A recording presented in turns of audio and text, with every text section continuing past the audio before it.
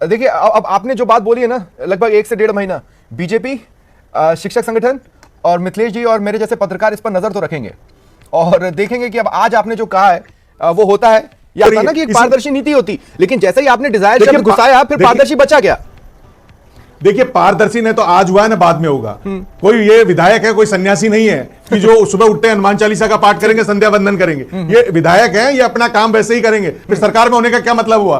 अगर कोई आदमी एमएलए है, मंत्री अपने आदमी को ऑब्लाइज नहीं करे और नीति पे ही चलता रहेगा तो फिर क्या फायदा उनको? वो कार्यकर्ता किसके गले लगेंगे? वो बूथ पे कौन बैठेगा? उसका भी तो खर्चा निकालना है। तो राजनीति दिखता अलग है स्वरूप, और वास्तविक राजनीति में बहुत पैसे की दरकार होती है। ठीक है, विपिन प्रकाश जी आपके पास आ रहा हूं। विपिन प्रकाश जी, कहने को तो कहते हैं गुरुर विष्णु गुरुर ब्रह्मा गुरुर देवो महेश्वरा, लेकिन उनका तबादला ही नहीं खरा।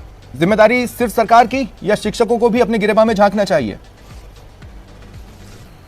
सर, तबादले का यह है कि सरकार ने प्रतिबंधित जिले बना रखे हैं 10, उनमें से 4.5 जिले टीएसपी क्षेत्र के हैं। टीएसपी की अगर बात करें, सरकार ने वहां के लोगों को प्रोत्साहन देने के लिए टीएसपी क्षेत्र में केवल टीएसपी का ही काम करेगा। बाकी विभाग के कर्मचारी वहां से हटा लिए, शिक्षक वहां से रह गए और उनकी एवज में जितने शिक्षक वहां से, उनकी एवज में शिक्षकों को भर्ती कर लिया।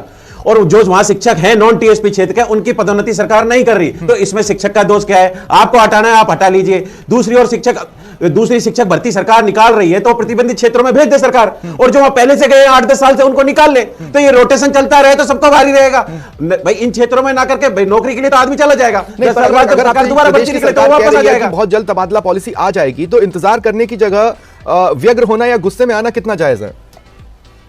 पॉलिसी तो इससे पहले वाली सरकार, उससे पहले भैरव सिंह के टाइम में भी अनिल बोरदिया समिति बनी थी। जब से चला आ रहा है पॉलिसी लाएंगे, और अब की बार अनीति से कह रहे हैं अगली बार पॉलिसी से लाएंगे। वो आती नहीं, 5 साल निकल जाते, दूसरी सरकार भी पॉलिसी नहीं लेकर आती। जिस दिन पॉलिसी आ जाएगी उस दिन तो इन मंत्री महोदय के आगे कौवे नाचेंगे। तो ये क्यों ऐसा काम करेंगे?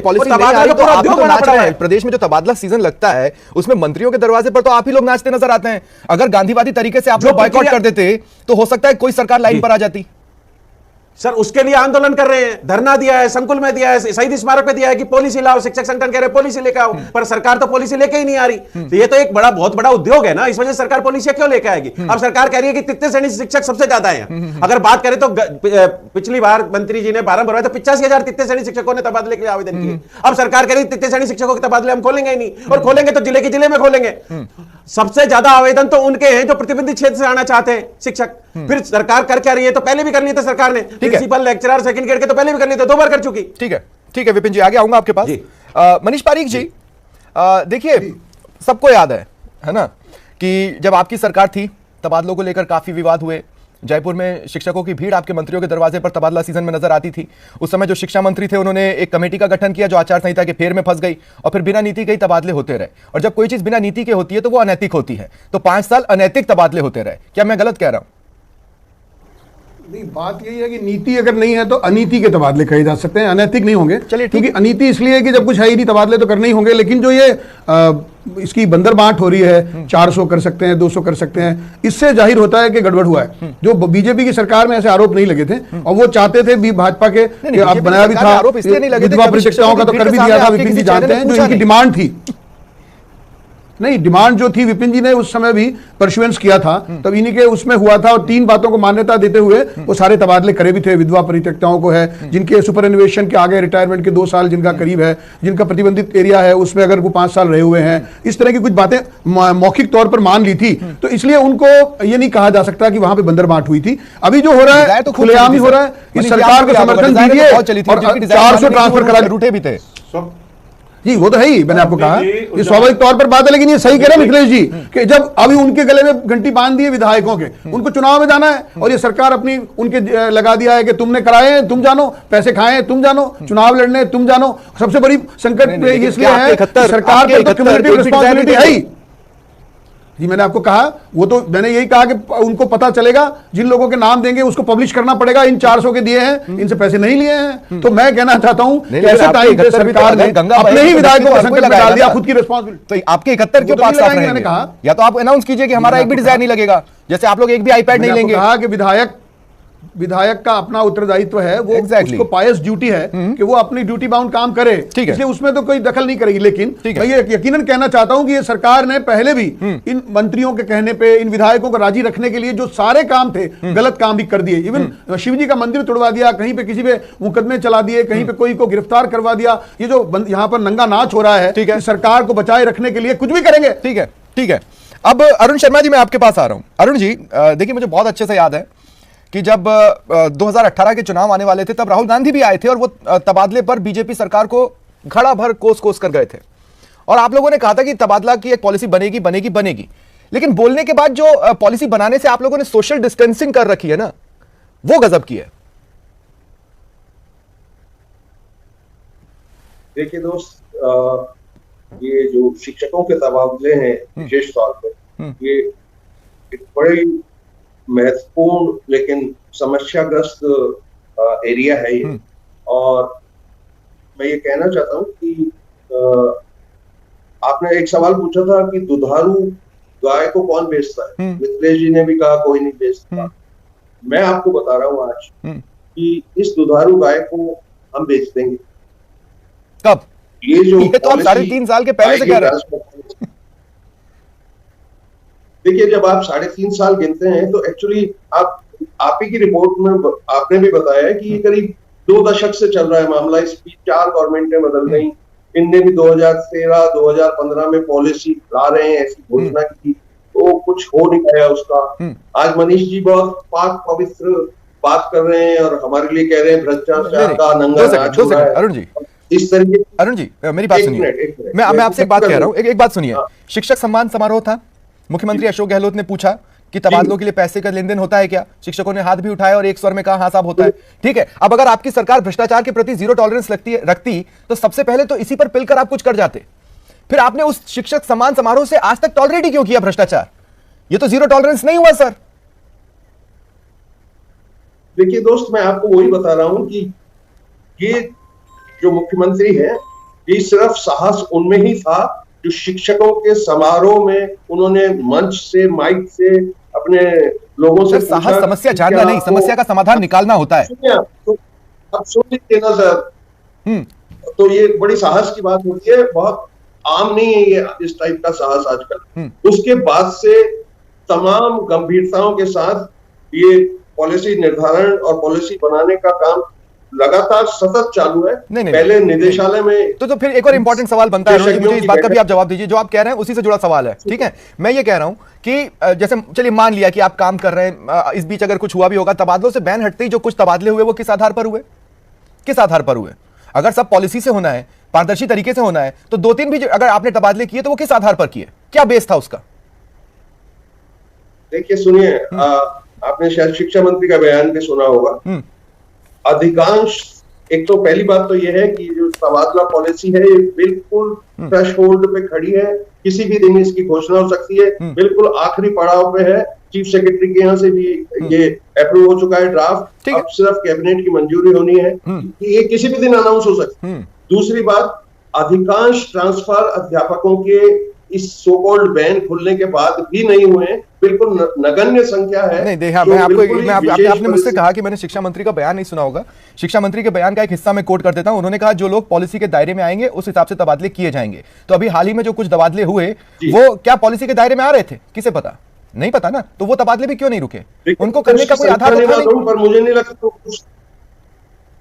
सुनिए दोस्त, मुझे उसकी एग्जैक्ट संख्या नहीं मालूम है, लेकिन ये तय है कि 85,000 जो एक आंकड़ा है, ये लोग वेट कर रहे हैं टीचर्स अपना, उसमें से कुछ 100 भी ट्रांसफर नहीं हुए इस समय। ठीक है, पूरा स्टॉक हमने रोका हुआ है कि जिस ठीक है। अब देखिए, मैं एक पर्टिकुलर दिशा पर ध्यान दिलाना चाहता हूं। जब कहते हैं कि दूध का जला छाछ फूंक कर पीता है, तो ये सरकार छाछ फूंक कर पीना भूल गई। कैसे, मैं बताता हूं। मिथिलेश जी, पिछले 3-3.5 सालों की मैं विशेष तौर पर इस वक्त बात करूंगा, ठीक है? डेप्यूटेशन का खेल किससे छुपा है? शिक्षा और चिकित्सा विभाग में जब तबादले नहीं हो रहे थे तो प्रेशर पॉलिटिक्स की वजह से डेप्यूटेशन ही किए गए होंगे। ये तो आसानी से समझा जा सकता है ना? जैसे अभी देखिए एक्शन क्या लिया। पहले शिक्षा विभाग की 8,000 से अधिक प्रतिनियुक्तियों को रद्द किया, फिर चिकित्सा विभाग ने भी इनको रद्द करने के लिए कवायदें की और उस पर भी घमासान जारी है। तो ये तो बैकडोर गेम हुआ ना, ये तो डैमेज कंट्रोल हुआ। देखिए स्वप्निल जी, बीजेपी और कांग्रेस दोनों सेम है। जब ये सरकार सत्ता में आई थी तो सबसे पहले इन्होंने अरुण चतुर्वेदी की वाइफ और बीजेपी नेताओं की जो वाइफ जो कॉलेज निदेशालय में प्रतिनियुक्ति पे लगी हुई थी इन्हें बाहर भेजा। उसके बावजूद आज हालत यह है कि कॉलेज निदेशालय में खूब सारे टीचर, जबकि कॉलेजों में टीचर पढ़ाने को नहीं है, प्रतिनियुक्ति पर बैठे हैं। ऐसे ही शिक्षा विभाग में ये एक ऐसगा बनी हुई है, राजनीतिक शरणस्थली बनी हुई है। अभी मनीष जी कह रहे थे हमारे कार्यकाल में बहुत अच्छा हुआ था। इनके कार्यकाल में लोग कहते थे कि पेट्रोल पंप पे पैसे लेके ट्रांसफर होते हैं, आज विवेक के आशीर्वाद से, आशीष से ट्रांसफर होते हैं। और दूसरा आपको लगता होगा एक दो कॉलम की न्यूज बनी है, बिरला ऑडिटोरियम में हो रहा है। देखिए दूसरा जो बिरला ऑडिटोरियम में हुआ है, दूसरा वो बहुत गंभीर बात है। देखिए जो बिरला ऑडिटोरियम की बात कर रहे हो, उन्होंने अशोक गहलोत ने गोविंद सिंह डोटासरा को शिक्षा मंत्री से हटाया जब उनको पता चला कि शिक्षकों के तबादले में पैसे लिए जाते हैं, तो उस पर तो मोहर लग गई। अब ये तो कोई भी, चाहे बीजेपी हो चाहे कांग्रेस वाले हो, कोई भी कहे कि साहब हम ईमानदारी से ट्रांसफर करेंगे, सिर्फ बेईमानी बातें। और टीचर वोट कन्वर्जन की एक पॉलिसी है, जो नेता जो टीचर होते हैं वो एक माहौल बनाते हैं। तो कोई भी पॉलिटिकल पार्टी जो टीचरों के ट्रांसफर को लेकर बहुत सेंसिटिव होती है, बहुत सेंसिटिव जोन में होती है, क्योंकि टीचर के पास बहुत टाइम होता है और वो पब्लिक से सीधा कनेक्ट होता है, उनके माँ बापों से भी कनेक्ट होता है, तो वोट को डाइवर्जन की पावर रखता है। इसी के चलते हर विधायक यह चाहता है कि मेरे क्षेत्र का जो आदमी 10 वोट बदल सकता है, जो 10 आदमी को लाभान्वित कर सकता है, उसको मैं मेरे क्षेत्र में लेके आऊं। लेकिन एक राजनीतिक लाभ हानि का खेल कहना चाहता हूं यहां पर। मेरा सवाल मैं विपिन प्रकाश जी से लूंगा, लेकिन एक बात मैं यहां पर जोड़ना चाहता हूं। जैसे जैसे सियासी दखल तबादलों में बढ़ा, वैसे वैसे कर्मचारियों को मजबूरी में न्यायालय की शरण लेनी पड़ी। उनकी संख्या कोट कर लीजिए, हर सरकार को पता चल जाएगा कि हमारे समय में क्या हो रहा था, क्या नहीं हो रहा था। ये बहुत सिंपल सा फैक्ट है। विपिन प्रकाश जी, मेरा सवाल आपसे है, देखिए इतनी जो पूरी बात हुई रेट लिस्ट या रेट लिस्ट का ना होना, अब ऐसा तो नहीं है कि आप लोग बहुत सम्मान की नजर से सियासत को देखते होंगे, और सियासत भी आपको कोई बहुत सम्मान की नजर से देखती नहीं है।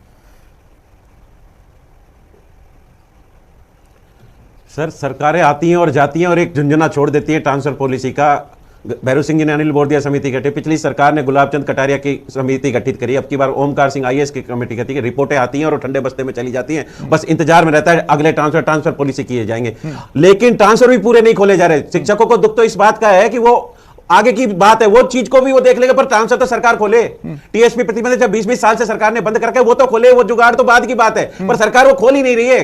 तो सरकार तृतीय श्रेणी शिक्षकों के तबादले तो खोले, वो तो बाद की बात है। वो रेट लिस्ट है जो तो 5 लाख तक चली गई है, वो तो सबको पता है। उद्योग बन चुका है, कोई तबादला कोई ये नहीं कि सब हो गए और अपने घर में बैठ गए। वो तो उद्योग का दर्जा है, उसको तो उद्योग का दर्जा मिल जाए तो कोई बड़ी बात नहीं है। ठीक है, तो पर सरकार उसको खोले, वो भी देख लेंगे उसमें किसी की कोई राजनीतिक अप्रोच है तो अप्रोच से आ जाएगा, जिसको नहीं है तो साम दाम दंड बेस से आ जाएगा। पर सरकार स्थानांतरण तो खोले, सरकार कोई पॉलिसी लेकर आए, गाइडलाइन लेकर आए कि भाई इनके कैंसर पीड़ित हैं, विधवा हैं, परित्यक्ता हैं, इनको तो लाना ही पड़ेगा। और जिन सरकार ने वादा कर लिया, गजट नोटिफिकेशन बन गया टीएसपी के, उन शिक्षकों को तो लेके आए, उनको भी पदोन्नति नहीं मिल रही, वहां पे भी परेशान हो रहे हैं और यहाँ पे भी परेशान है। उनको तो सरकार का दायित्व बनता है, जिन सरकार ने उनके एवज में टीचर लगा दिए, उनको तो कम से कम लेके आए टीएसपी से। ठीक है मनीष पारीक जी, देखिए मैं कोई भी सवाल पूछूंगा, लेकिन सबसे पहले तो आप जो मिथिलेश जी ने कहा उसी पर जवाब देना चाहेंगे, इसलिए मैं आपको 20 सेकंड देता हूं, पहले उस पर जवाब दे दें, फिर मैं सीधा सवाल पूछूंगा।